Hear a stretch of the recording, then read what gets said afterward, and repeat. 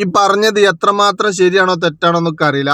പക്ഷെ ഇത് അറിയണവരാരെങ്കിലും ഉണ്ടെങ്കിൽ ഒന്ന് പറഞ്ഞു തന്നെ കേട്ടോ. കാണുന്നവരാരെങ്കിലും ഉണ്ടെന്നുണ്ടെങ്കിൽ പിന്നെ ഒരു പാവപ്പെട്ടവന്റെ ഹജ്ജാണ് ഈ ജുമാ എന്ന് പറയുന്നത്.